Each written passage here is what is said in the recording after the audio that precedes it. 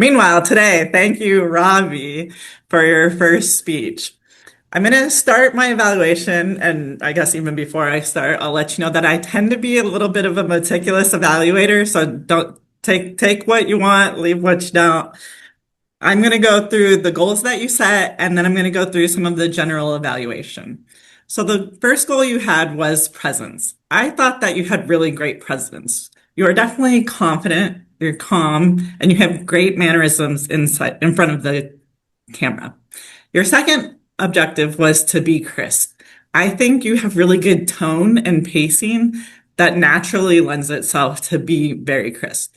There were a couple instances where you had repeated words when you were thinking of what you were going to say next. And as Alex mentioned in the chat, I know have a habit of doing this, but you use the word right as a transition a lot of the times. You just leave that out and it still sounds great. The third objective you had was explaining complex topics simply to a wide audience. This was the problem where I wasn't exactly sure what was that complex topic. Was it AI? Was it technology? Or was it understanding overhead versus outcome? So you had a couple different threads.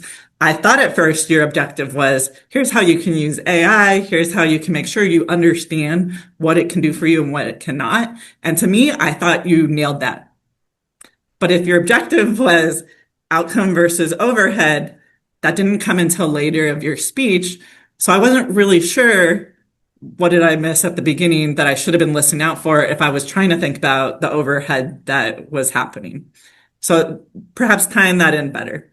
What I thought you did really great though was again, that confidence, that tone, that pacing. The topic was very relevant to anybody living currently. Your intro was very good. There's one thing that they say is don't point out what you should or shouldn't have done because nobody else knows what you were going to say. So you start off, oh, I think this is my icebreaker. You don't have to say any of that. As Marcus said, he thought you spoke so well, he didn't even know it was your icebreaker. And then I would say the other things you did well is you peppered in the jokes and you still had some great gestures where you were saying, oh, around this.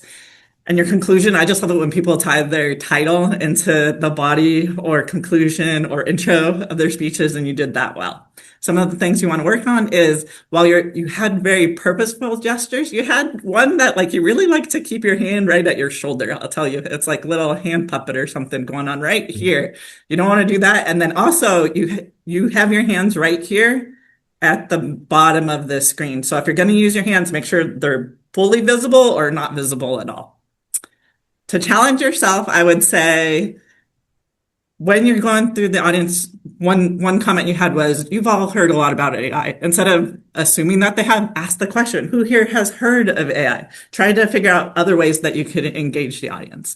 And of course, hop on pathways, go through the projects so that you can send the evaluation form to your evaluator so that you have a purposeful objective as part of your pathway and meet with your mentor. So we will be meeting. Thank you. It was a really great speech.